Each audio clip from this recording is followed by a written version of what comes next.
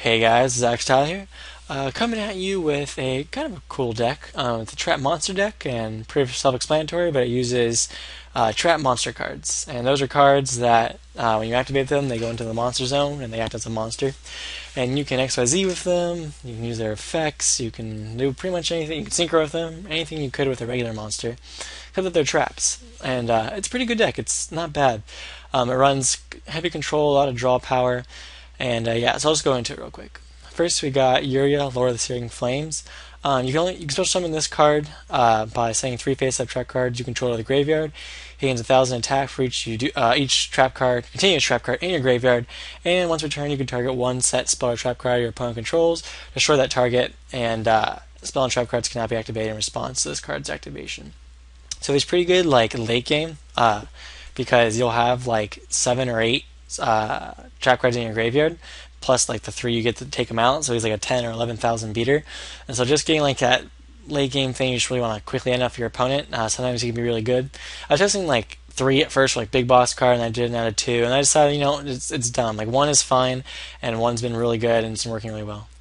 We have 2 lava golems just because there's a lot of stall in this deck as well, with metal, reflect slime, and Venus chains and safe zones and such and such. So this card's actually really good at getting off opponent's cards that can really fuck you over. The burn's actually pretty good as well. And it's working really well for me. In my other kind of rogue, more fun decks, I want to try more lava golems because you having like a few stall cards, Lava Golem can actually be really, really useful. And I haven't he's a double-edged sword, but I actually haven't, with this deck at least, seen him being used as against me very often, just because of all the stall I have. Next, we have 3 Mask of Darkness. It's a flip effect. Select 1 trap card from your graveyard, add to your hand. It's really weird running 3 of these, but it's actually really good in this deck, just because you have so many continuous trap cards. You can reuse like your Fiendishes, your Safe Zones, any of your monster cards, and it's just like a free plus. And plus, you're not really normaling at all. You're always setting your trap monster cards, because those are your monsters essentially, and special summoning those. So like using that normal summon on him is actually really good, just because it's a free thing for you. It's kind of the same reason I run a 3-card Cardees.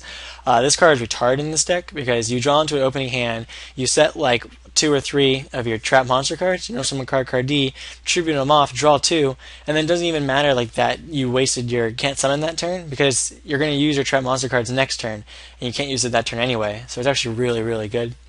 1 Max C just for additional draw power, and it's honestly about it. 3 Magical Planners. This card's extremely good for like dead Fiendishes, or if you have too many trap monster cards, or too much of this or that.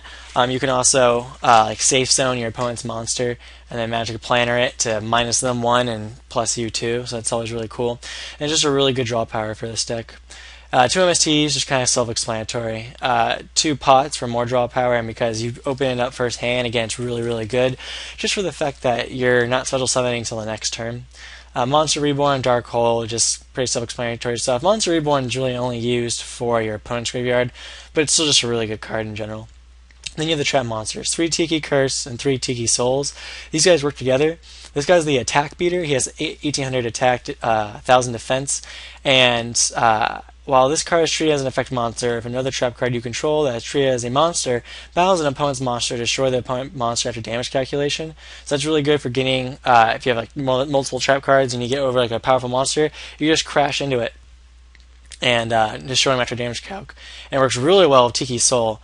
Because when this card is treated as an effect monster, if another trap card you control that is treated as a monster would be destroyed by battle, or started by your opponent's card, either by battle or by card effect, and sent to the graveyard, you can set it on the spell and trap card zone instead. So these 2 work really well together, just because this guy recycles your other trap monsters, so you don't have to worry about it, and this guy makes the monster they battle with destroyed.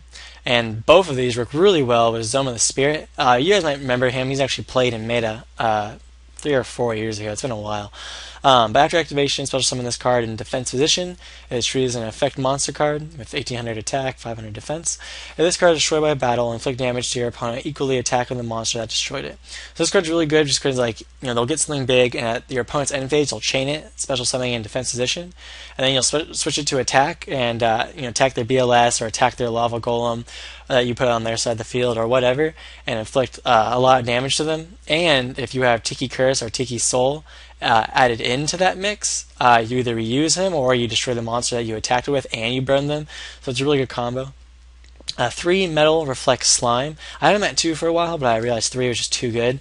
0 attack, 3000 defense, level 10, and you can, if you have multiple of them, which isn't that hard with things like Mask of Darkness and Tiki Soul recycling them, you can get out either Gustav Max, which is just a really good card, and even Super Dimensional Robot Galaxy Destroyer, which I've only done once, but it was really cool when I did it. And it's a really cool card. So yeah, and this is just good for like stall. They get out Lava Golem, and you activate Metal Reflect Slime. It might as well be a Marshmallow at that point, because very few things get over it, and it's just a good card. Especially with Imperial Customs. Face-up continuous trap cards cannot be destroyed except Imperial Custom. You can control only one face-up Imperial Custom. This is a really good card for that you protect your Metal Flex Slime, you protect any of your other traps you need. It kind of interrupts Zoma a little bit, but you can always Magic Planner if you need to, and it's really just for a lot of stall. Also, if they heavy, like let's say you had 4 face-down continuous trap cards and they heavy stormed, and all you would do is you would activate all of them and then activate Imperial Custom last in the chain, and then it would only destroy Imperial Custom and destroy the others because they have to destroy that first. So it's a really good card for that. I was running it at 3, but it interferes Zoma a little bit too much, but it's still an amazing card in a lot of situations. Dark Bribe just for protecting all your trap cards and protecting your big plays. And then 2 Starlight Roads because all your monsters are trapped, and a Heavy Storm or a Dark Hole really hurts. That's a problem with trap monsters. They get affected by Dark Hole and Heavy Storm, so either or wipe them off. But with Dark Bribe, 2 Starlight Roads, and 2 Imperial Customs, you pretty much protect them. And then the control factor of the deck: 3 Phoenixes and 1 Safe Zone. Phoenixes especially just because they stop your opponent's monster's plays. You can get them back with Mask of Darkness, which is awesome because you should keep using your Phoenixes, which is ridiculous. And then Safe Zone just because you can protect your monster, more stall, etc., etc. And then all 4 of these, if they're dead or any of your trap cards are dead, you can Magic Planet them for free +2. And then here are some of the things. The cool thing about this deck, it goes for Shockmaster really easily because these 9 cards are all level 4. And so he's really easy to get out in this deck, which is pretty much a win condition a lot. And these are just all the other standard, XYZ cards, and then +2 Stardust for the Starlight Roads. It's a pretty cool deck. One ruling I want you guys to know about, if you ever want to play the deck or try it out or whatever, is that spell or trap monster cards count as Monster Zone and Spell and Trap Zone. So you can't have let's say 5 trap monster cards on the monster zone and then 5 spell and trap cards in the background. It doesn't work like that. You only have 5 at a time. So it's a little bit limiting, and you got to kind of play around that. But the deck actually isn't bad. It runs pretty well. It's pretty consistent, and it's just a lot of fun to play. I've been playing in Rated. And I don't usually play my fun decks in Rated, but I play like the Gear Geomagical Hats, and I play this in Rated too, just because it wins more than 50% of the time. And that's really all I need, at least in that. I'm not saying it's going to win against Meta 50% of the time, because it won't. But against that kind of stuff, it does. So yeah, guys, that's the Trap Monster deck. One thing for a go-to, a few people have been kind of like, oh, you've been posting a lot of fun decks for a while, and why we like them. Are you going to post more serious stuff? And yeah, I definitely am. I had like 2 or 3 or 4 deck ideas.